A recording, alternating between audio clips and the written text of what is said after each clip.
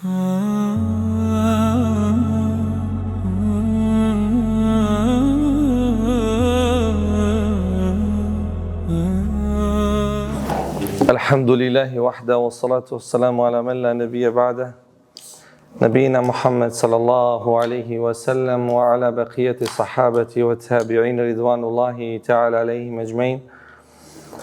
Allahumma lakal hamdu kulluhu wa biyadika al-khayru kulluhu wa ilayka turja'u al-amru kulluhu. Allahu na bëjmë hamd, Allahu na falendrojmë, Allahu na lavdrojmë, Allahu na madhrojmë. Salavatet dhe selamet Muhammed Mustafa sallallahu alaihi wasallam ja dërgojmë familjes së tij, shokëve të tij dhe mbi të gjithë ata të cilët rrugën e tij e pasojnë. Të dashur vëllezër, lutë Allahun subhanahu wa taala që me mëshirën e tij Allahu t'ju mbulon. Lutë Allahun azza wa jall që neve dhe juve zemrat Allahut na i pastron. Lutë Allahun subhanahu wa taala që gjoksat na i shëron në rrugën e drejtë, Allahut të na udhëzon, të na drejton. Me dituri të dobishme Allahut na furnizon. Për xhenet live neve dhe juve të gjithëve Allahut na bën. Në xhenetul firdaus me Muhammedin sallallahu alaihi wasallam Allahu të na takon, të na bashkon. Vëllezër, disa fjalë rreth një ndjenje të gabuar. Disa fjalë rreth një mendimi të gabuar. Nga i cili mendim shumë njerëz vujnë në kohën e sodit. Nga i cili mendim shumë njerëz vujnë në kohën e sodit dhe mendojnë në një formë dhe mënyrë të gabuar. Njeriu në këtë dynja kalon në sprova. Dhe sprovat janë në këtë dynja. Rahat, lëki, qetësia është vetëm botën tjetër. S'është më rëndësi a ke, as ke, sa ke, sa i fortë, sa ke shëndet, sa ke bukuri, sa ke pasuri. Sprova ki me pas.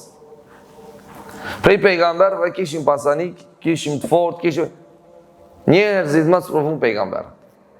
Andaj në këtë dynja ne do të kalojmë në sprova, në vështirësi, në trishtime dhe momente të vështira, në momente kur ti si njeri mendon se je vetëm, dhe se njerëzit kanë haru, dhe se njerëzit prej teje janë largu.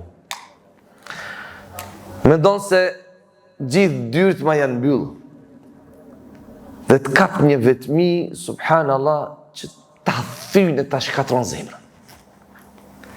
E cila vetmi është një gjë shumë e dashur, e bukur, e mirë tek shejtanët, tek djajt.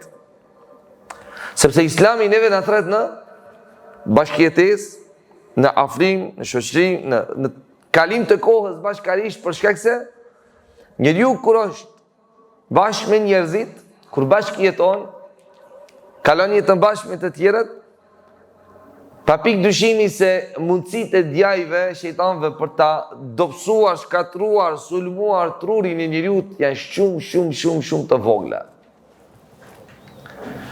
Dhe vetë psikologët çka i këshillojnë njerëzit me këtë farlloj ndjenje dhe me këtë farlloj sprove, shiko, shoqërohu me njerëz optimist, me njerëz pozitiv, me njerëz të mirë, me njerëz që t'apin shpresë, me njerëz që t'apin forcë, që të motivojnë, që të ndihmojnë. Pra, këto janë fjalët. Pse? Sepse Allahu subhanahu wa ta'ala, i madhi Zot na ka kriju që ne të jetojmë bashkë si shoqëri, dhe njeriu ka nevojë njëri për tjetrin për atë që njeriu ka mundësi t'i ndihmon, jo për atë që s'ka mundësi t'i ndihmon. Dhe shpesh herë kemi thënë, si kishte pas mundësi njeriu që të jeton vetë, Allahu subhanahu wa taala ne kishte krijuar të gjithë në vende të ndryshme të larta kur mos ta takonim njëri tjetrin. Ne kishte këtë mundësi Allahu subhanahu wa taala, kishte këtë mundësi. Po jo, na ka krijuar në kabile, në kabail, në familje të ndryshme, në fshatra, në qytete, në shoqëri, në nacionalitete. Pse? Për ta njohur njëri tjetrin dhe për t'i qajt hallet njëri me tjetrin, për ta ndihmuar njëri tjetrin e kështu me radhë. Besimtari do të jetë i bindur për një gjë të madhe kur të tjerët e kanë këtë mendim të gabuar, ose kur mendojnë kështu gabimisht. Kur mendojnë se është i vetmuar dhe të gjithë janë larguar dhe janë mbyllur dyert dhe rrugët e tij, besimtari duhet të mendon ndryshe. Si? Allahu nuk e harron robën e tij. Allahu nuk na ka krijuar që të na harron. Nuk na sonin këtë dynja që na sonin këtë dynja na krijojnë në vende të ndryshme edhe pastaj na la dhe gjë kush ke. Jo. Zoti yt nuk haron robin e tij. Ai e sheh gjendjen tënde. Ai e dëgjon lutjen tënde. Ai i dëgjon nevojat e tua. Ai i di vështirësitë e tua. Ai di se ti çka dëshiron dhe për çka vun. Ai e sheh, i sheh ato dhimbjet e zemrës tënde. I din. Askush nuk i din. Por ai i din. Ai din se për çka vun zemra jote. Andaj Allahu nuk të haron. Në momentin kur ti mendon se krejt kanë haru, krejta kanë kthy shpinën, krejt janë të injoru, krejt të kanë izolu, ti si besimtar këtë bindjes fort dhe ta kesh se Allahu nuk haron edhe nëse njerëzit harojnë. Edhe nëse njerëzit harojnë. Thotë Allahu subhanahu wa taala, ajeti që vërteton e gjithë këtë të cilën e thamë deri tash, wa ma kana rabbuka nasiya, dhe Zoti yt nuk haron dhe nuk i takon Allahu që të haron. Nuk i takon se është Zot, është Allah. Dhe Zoti yt nuk haron. Allahu nuk e haron lotin tënd. Allahu nuk i haron dhimbjet e tua. Allahu nuk e haron sabrin, durimin tënd. Allahu nuk e haron padrejtësinë që të është bërë. Allahu nuk i haron duat, lutjet që i ban natën në vetmi kur askush nuk të shikon, nuk të dëgjon, por vetëm Allahu subhanahu wa taala, Allahu nuk t'i haron. Po unë i bona, po jam të bo, po kalojnë vite, po kalojnë javë, po kalojnë muj. Allahu nuk të haron. Dhe Allahu nuk është ai që haron, dhe çdo vepër yt e mirë realizohet tek Allahu subhanahu wa taala dhe ti do të shpërblehesh. Andaj kije këtë mendim të mirë për të cilin ti do të shpërblehesh me lejet Allahu te bareke ve taala. Vetëm me mendu se Allahu nuk të haron, vetëm këtë mendim me pas, se Allahu mu nuk më haron, për këtë mendim shpërblehesh. Vetëm këtë me mendu. Po pastaj isha edhe rezultatet e këtij mendimi, ku Allahu subhanahu wa taala thot me një hadith kutsi, ana inda dhanni abdi bi, unë për robin tim jam ashtu siç mendon robi im për mua. Nëse ti mendon se Allahu nuk të haron, dije se nuk të haron, sepse ti e ke mendimin mirë për Allahun. Ama nëse ti mendon dhe thua se Allahu më ka haru, do të jesh i haruar. Sepse Allahu do ta gjesh ashtu siç mendon ti për Allahun. Mos mendon keq për Allahun. Mos mendon se Allahu të ka haru. Mos mendon se Allahu nuk të don. Mos mendon se Allahu të ka largu. Thot Allahu subhanahu wa taala, la tahzan, inna Allaha ma'ana. Kur shoku i tha shokut vet, mos u pikëllo se vërtet Allahu është me ne. Ato dy shokë ishin Muhamedi sallallahu alaihi wasallam me Abu Bekrin radiallahu anhu, kur shpënguleshin prej Mekës në Medinë, kur u kanoseshte një rrezik i madh nga mushrikët, të cilët i përcillnin, i gjurmonin dhe i kërkonin për t'i kapur, në momentin më të vështirë, ku këmbët i kishin jashtë. Nuk bëhet fjalë për një shpellë e madhe, ku janë mulu dhe nuk janë duk, jo. Një shpellë e vogël, këmbët i kam pas jashtë. Edhe Allahu subhanahu wa taala e ka bërë që këmbët mos t'i shikojnë. Allah ka bërë. Allahu ka erë syt, Allahu ka mshirë syt. Këmbët i kam pas jashtë. Edhe i thotë Abu Bekri, thotë ja Rasulullah, si kur t'i shikonin këmbët do të na gjenin. Idh yaqulu li sahibihi la tahzan inna Allaha ma'ana. E kur i thotë shokut vet, mos u mërzit se Allahu është me ne. Kur Allahu është me ne, krejt bota me u grumbullu, me u të but, keqe me të bë, Allahu është ai cili ndon. Kur Allahu është me ty, krejt bota me u largu, me të harua, Allahu është me ty, ti je më i lumturi, më i miri, më i pasuri, më i dashuri, më i bekuari. Kur Allahu është me ty, ti je më i kënaquri. Kur Allahu është me ty, ti ke gjithçka që ti dëshiron dhe Allahu ty dëshiron ta plotson. Po mos ta bëjmë vetin që Allahu më na haru. Dhe mos të mendojmë se Allahu na ka haru, sepse Allahun do ta gjejmë ashtu siç mendojmë për Allahun subhanahu wa taala.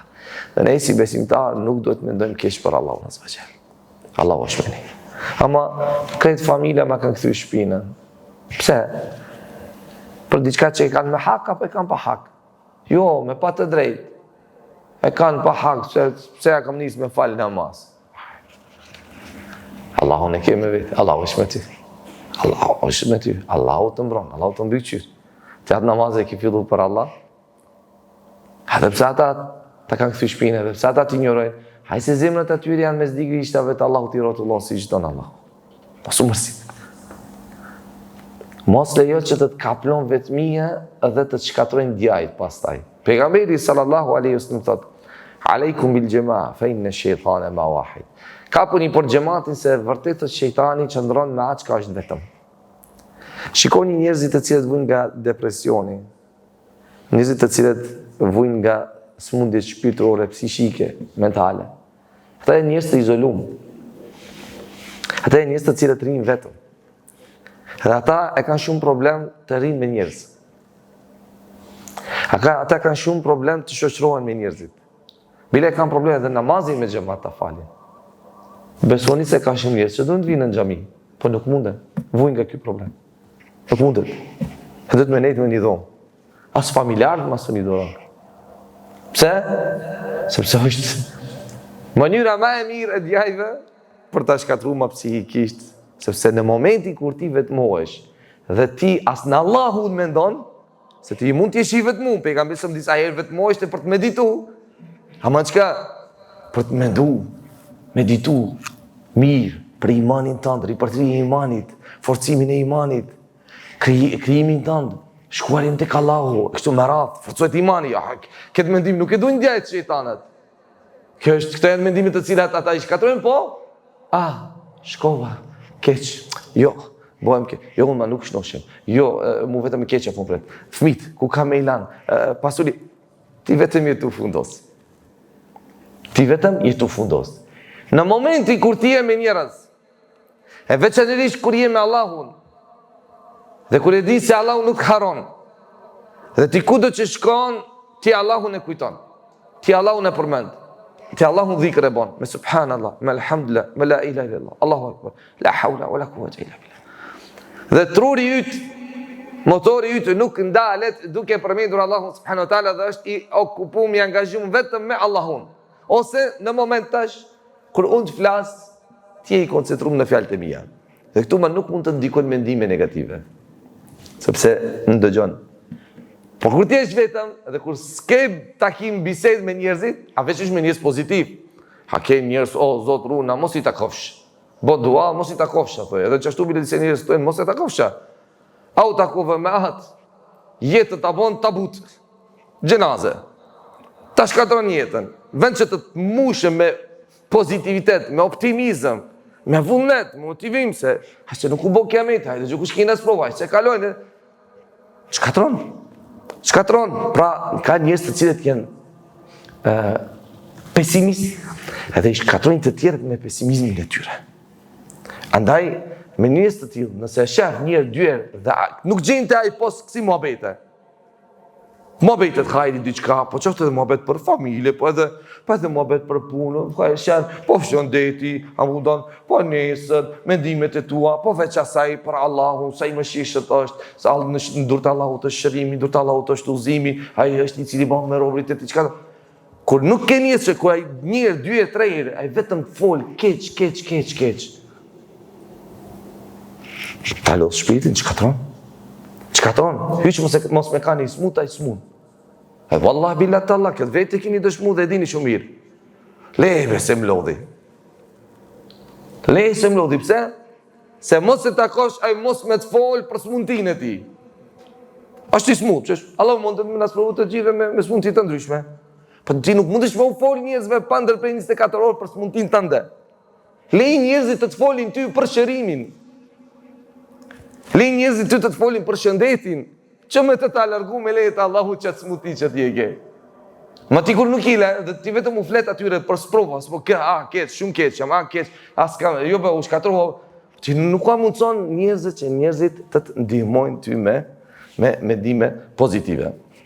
E kur t'jesh me Allahun para se gjithësh, e duke përmend Allahu subhanahu wa taala. Tu s'ka hapësirë për mendime negative, kur t'jesh me njerëz me vëllezër, me xhamatli, njerëz pozitiv, të mirë, të cilët të ndihmojnë shpirtërisht, edhe bëhen muhabet të hajrit, të përgjithshme, e para së gjithash muhabete që i do Allahu subhanahu wa taala, muhabete çka kanë të bëjnë me dinin e Allahut azza wa jall, me fein, edhe çdo gjë tjetër që është e dobishme në favor të njeriu dhe nuk kundërshtohet me Islamin.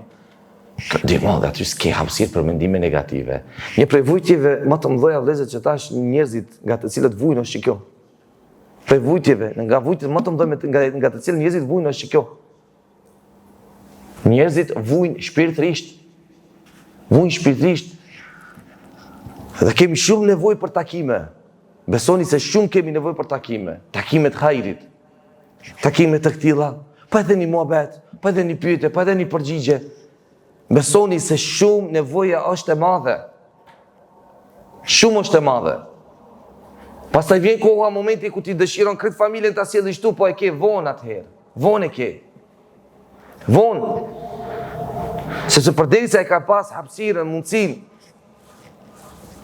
që qëndrojsh bashkë me vëllezërit tu dhe nuk e ke shfrytzuar që atë rast, pastaj ndoshta është vonë. Allahu na ruaj neve dhe vladët tanë, ya Rabb. Pra, fjalët e pejgamberit ose ishin ato fjalë, mos u pikëllo se vërtet Allahu subhanahu wa taala është me ne. Kur Allahu është me ty, nuk ka arsye ma për humbje shpresë. S'ka nevojë që ti të humbish shpresën, sepse Allahu është me ty, Allahu të ndihmon, Allahu të vrana. Ama kalme na bo, mara Allahu. Ama janë të mendu, mara Allahu. Këtë bindje fort. Allahu, se pa lejen e Allahut, gishtin s'u në lëvizish. Pa lejen e Allahut, fjalën s'u në nxjerrish. Pa lejen e Allahut, frymën s'u në marrish. Kur gjë besosh? Gjithë është me lejtë Allahu te bareke wa taala. Thot Allahu azza jall, fa inna ma'al usri yusra. Vërtet pas vështirësisë, me vështirësinë ose pas vështirësisë vjen lehtësimi. Tani kam smuti, kalon more smuti, nuk është vdekje. Ka kap një sprovë marrë, se mas provës vjen e mira. Vjen e mira. Kështu e ka vërtetu Allahu subhanahu taala dhe dy herë ka përsërit. Dy herë ka përsërit. Dhe thot pejgamberi sallallahu alajhi wasallam, një vështirësi nuk mund t'i mundin dy lehtësime, prandaj Allahu e ka përsërit dy herë në këtë sure. Një vështirësi s'u mund dy lehtësime. Andaj ti je i bindur se pas vështirësisë patjetër mart lehtësimi. Pejgamberi sallallahu alaihi wasallam ka thënë, dije se fitoria vjen me sabër, me durim. Lehtësimi ka thënë me vështirësinë. Një kemi pas një vështirësi, a pastaj ka me të ardhur lehtësimi me lejnë të Allahut azza wa jall. Dhe pas ngushticës vjen çlirimi. Por njëri duhet me ka një sprovum. Njëri duhet me pas një bela. Për me shiju ambalësirën, kënaqësinë, nimetin, kimetin e pasurisë duhet me ka një varfër. Me ditë vlerën shëndetit duhet me ka një smut. Me ditë vlerën vetmisë xhamatit duhet me kam pak i vetmu me pas se çka është. Me a ditë vlerën udhëzimit, shiko se çka bojnë të tjerët kur janë të devijuar. Thuaj alhamdulillah. Dhe mos lejo në asnjë farë mënyre të kape vetmi edhe të vush nga ky mendim i keq dhe negativ. Pejgamberi sallallahu alaihi wasallam ka thënë në sunen e Abu Davudit, idha habba Allahu 'abdan ibtalah, kur Allahu e dos robin e tij, Allahu e sprovon. Jo çdo herë sprova është bela, jo çdo herë sprova është dënim. Jo çdo herë sprova është dënim. Në të shumtën e rasteve sprova dije se për ty është dashuri. Është shenjë dashurie. Të don, prandaj të sprovon. Ta jep sprovën të ta bën me dije se nuk të ka haru. Se sikur të kishte haru, nuk do të sprovonte. Se shumë zullumqar Allahu i ka haru dhe i haron. I lën. E pastaj ne i lakmojmë. Shive mëre. Krejt zezet, krejt këshijat i von. Asta më mendet se është i harun për shkak të atyre zezave të këshijave. Allahu e ka haruat. Por Allahu subhanahu wa taala ty nuk haron, të sprovon. Ta kujton të mirën që e ke haru. Dhe dëshiron sa më shpeshherë me të ta dëgju zërin. Përmes të secili zër ose përmes të secili zër ti do ta thirrish Allahun subhanahu wa taala, do të drejtohesh me lutjet, me kërkesat e tua. Pra, jo çdo herë sprova është dënim, por është shenjë dashurie prej anës të Allahut subhanahu wa taala. Thot Allahu azza wa jalla në një hadith kutsi që e cekëm, unë jam ashtu si që mendon robi im për mu.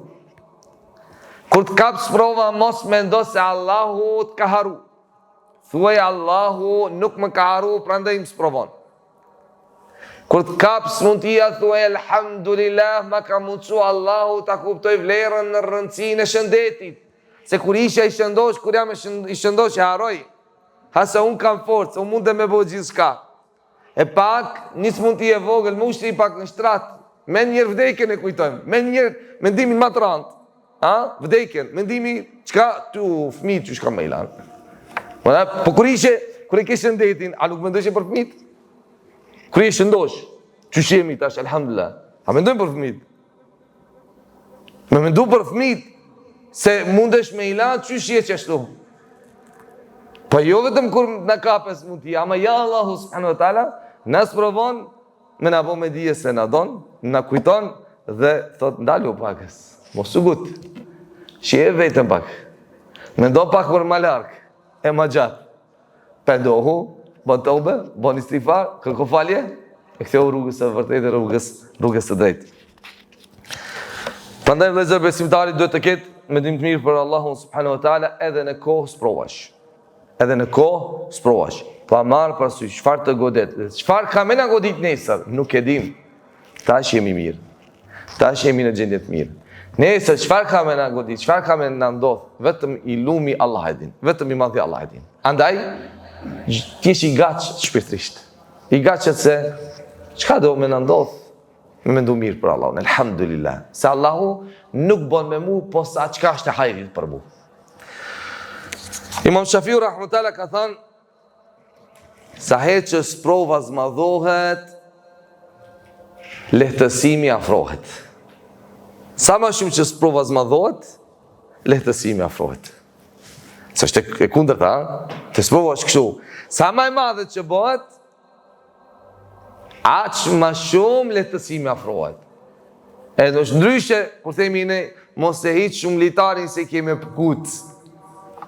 Kjo është mes raporteve, ose për raportet, qoftë me Allahun, qoftë njëri me tjetrin.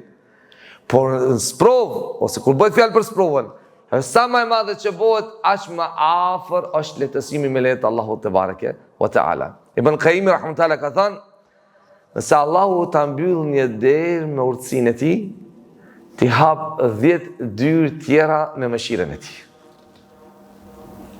Nëse ta mbyll një derë, urtësia e tij, pse e mbyll? Ai e di. Ose loti vetveten pse? Vetëm mendon në gjynat e tua, në dobësitë e tua, në mangësitë e tua, kaq.